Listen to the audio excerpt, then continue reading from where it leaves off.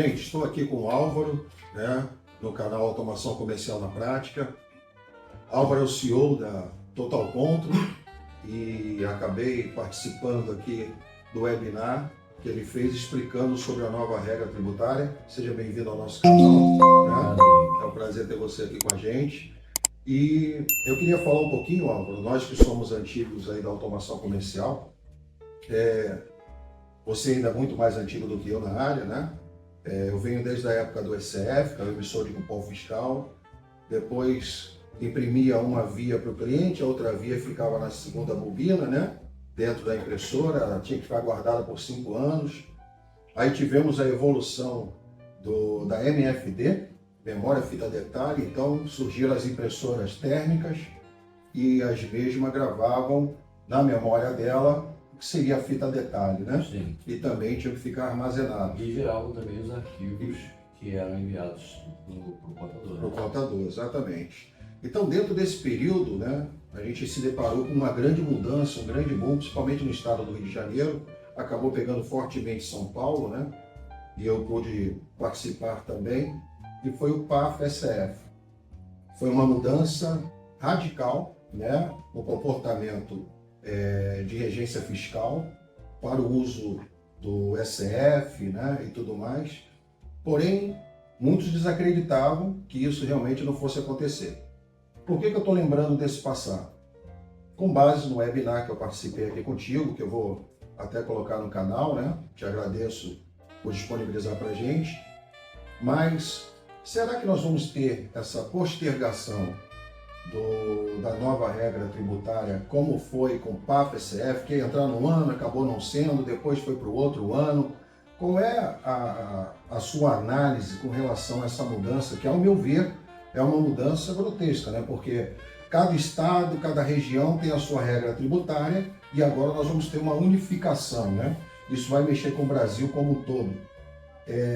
E dentro das mudanças que você está vendo, por exemplo, hoje mesmo no webinar você mostrou que teve uma inclusão de informações em algumas tabelas tributárias ou exclusões de alguns itens, e assim a gente está vendo acontecer quase que diariamente, até a data da sua publicação oficial e validação. Então eu queria te perguntar o seguinte, nós como comércio, varejista, como é que a gente pode dar crédito que essa mudança realmente vai acontecer, se vai acontecer nas datas que realmente estão sendo citadas, e qual é o termômetro que você tem da credibilidade dessa mudança com relação ao cenário que a gente tem hoje da regra tributária no Brasil? Então, boa tarde, pessoal. O que acontece? Desde a época do PAF-SCF, quando o PAF-SCF começou a ser estruturado, já havia uma preocupação do fisco com o recolhimento dos impostos. Aquilo que era facultativo, que não era muito bem controlado, começou a criar. Me lembro na época, inclusive, que quando montaram o servidor, ou começou a especulação de que a Secretaria de Fazenda tinha montado um servidor que eles chamavam de Arpia, né, que era um mega supercomputador que faria a integração de dados e tal. Na realidade, aquilo foi meio fictício. O fisco veio se preparando, veio criando instrumentos para começar a ter um controle maior sobre a circulação de mercadorias e serviços no país. O PAF-SCF foi o início disso, né? Os estados assumiram, Ceará e São Paulo depois partiram para o SAT, que já era um equipamento ligado diretamente à Secretaria de Fazenda, então toda a venda era enviada diretamente para o Cefaz, não precisava ter o envio do XML. Hoje as pessoas trabalham em contingência, enviam o XML, depois o contador faz a apuração do XML, recolhe o imposto, ou seja, essa figura do contador ela ainda vai permanecer.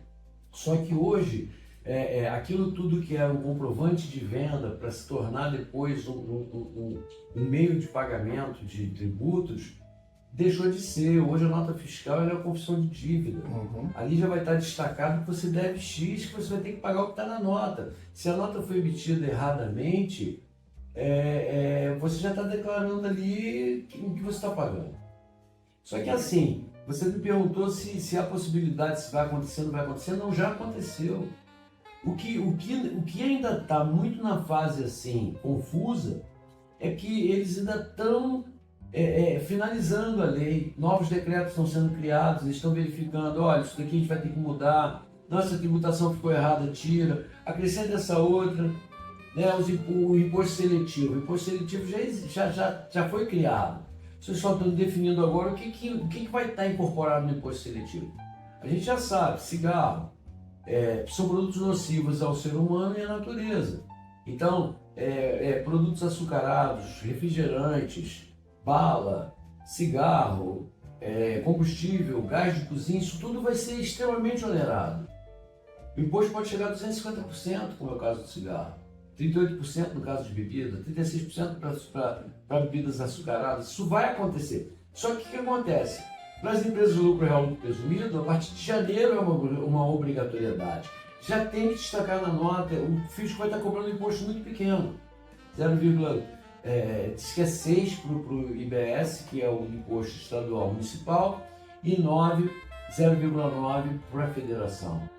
Mas esse imposto, olhando a tabela de projeção, até 2030 o IBS deve chegar a 18%, 17 ponto alguma coisa, o CBS vai chegar a 28%, o IS, que vai substituir o IPI, vai chegar a 250%. Então, ou seja, a carga tributária vai subir. Por enquanto eles estão no modelo que você vai manter a tua tributação antiga, crescendo o novo IVA, que é o Imposto de Valor Agregado que unifica todos esses outros 3 impostos, que vai subir gradativamente para ir reduzindo gradativamente o ICMS e o ISS, que deve acabar em 2027, o PIS/COFINS, que deve acabar em 2028, o imposto seletivo, que também termina em 2028. E aí começa somente o CBS de 2030 consolidar o seu nível de tributação. Eu diria que, na verdade, não vai acabar o IPI e PIS/COFINS. Na verdade, eles passam por uma nova modalidade e uma nova regra tributária, não é isso? Sim, eles passam agora a ser embutidos diretamente, né? O cálculo de imposto, que hoje é feito separadamente, o PIS/COFINS tem várias classificações, que tem várias tributações, isso vai ser tudo unificado. Teve algo que eu não vi no webinar, apesar de ter sido muito esclarecedor, que naquele caso de quem tem restaurantes ou quem tem um comércio em que ele aplica uma cortesia, os produtos estão ali com a sua tributação, né? O governo ele não participa solidariamente de alguém que dê cortesia. A carga inserida nos produtos que foram de cortesia continua o mesmo, né? A cortesia, ela é uma ação do comerciante para o fisco ele ter tributado. Entendi. Você doar ou dar. Agora, existem dentro da regra tributária alíquotas referentes a doações. Você vai fazer doação de bens para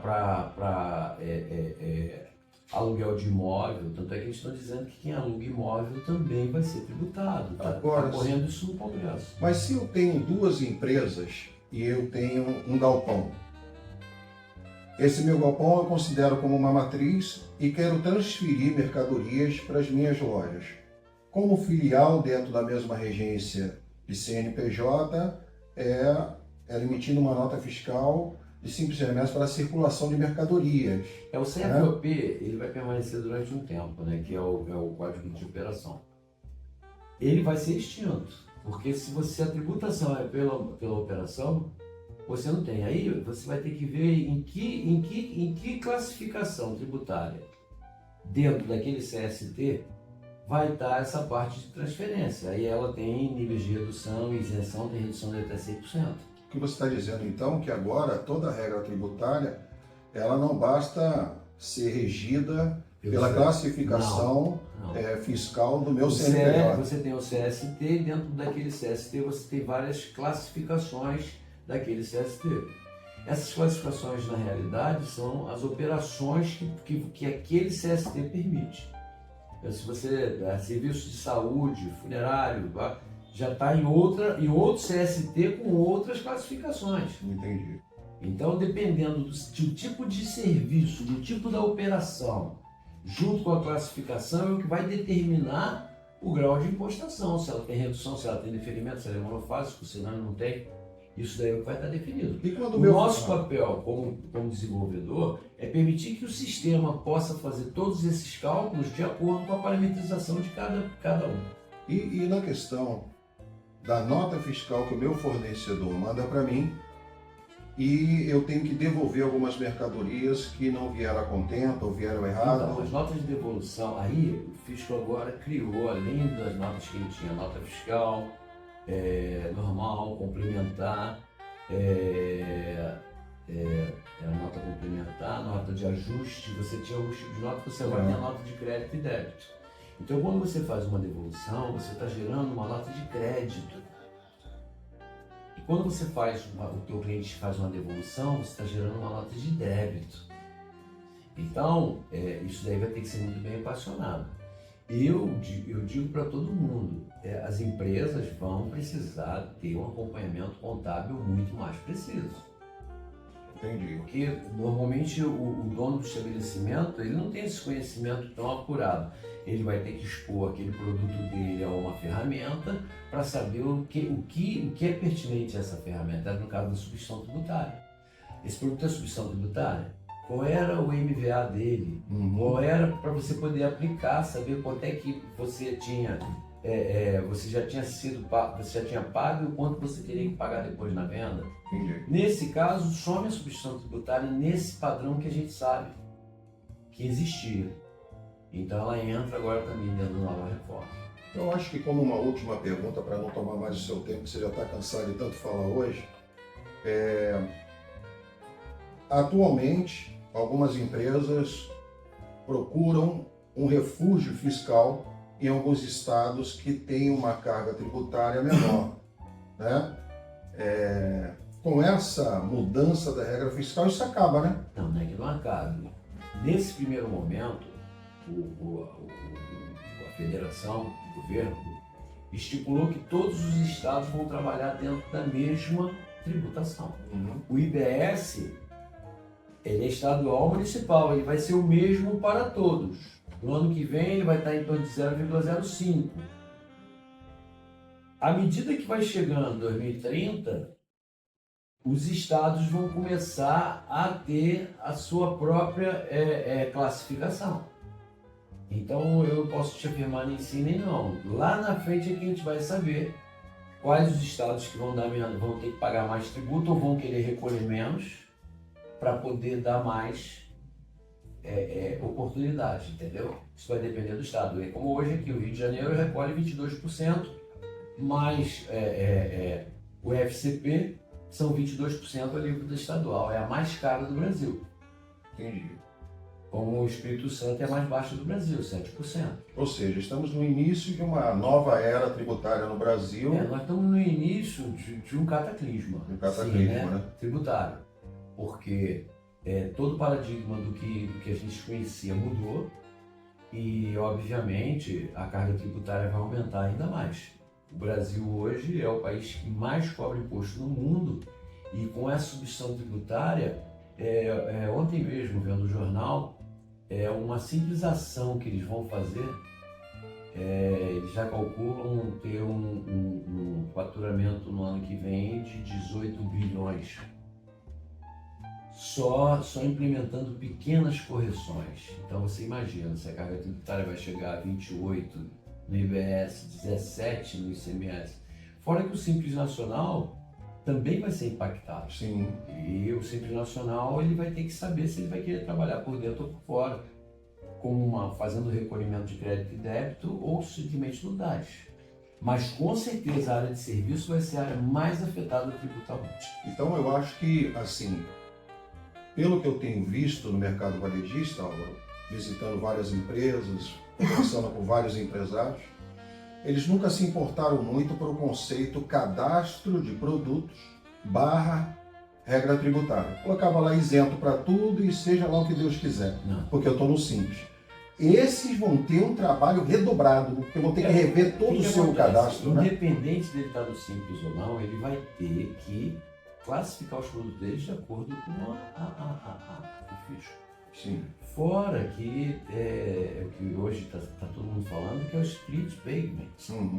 Que as transações online terão a tributação feita pelas instituições financeiras, ou seja, o que você onde parcelava o teu cartão de crédito, você vendia parcelado em 10 vezes, esperava receber as 10 parcelas, para depois recolher o imposto, ou seja, você fazia aquela venda parcelada, se beneficiava, porque isso vinha para o teu fluxo de caixa, você aplicava aquele dinheiro, fazia a transação, isso agora vai ficar recolhido diretamente. Então significa que se eu fizer uma venda de R$1.000, em que há um recolhimento de 10%, eu só vou poder sacar 900. O banco já vai direcionar aqueles 100 para o governo. Então, já estamos na realidade. Regra tributária sobre o Brasil é uma realidade, já está acontecendo, não, já é evidenciado pelos desenvolvedores, todo mundo tem que correr realmente atrás de corrigir enquanto há tempo, né? Sim. Enquanto há tempo, para que depois não seja pego de surpresa. Álvaro, obrigado pela sua participação aqui no nosso canal.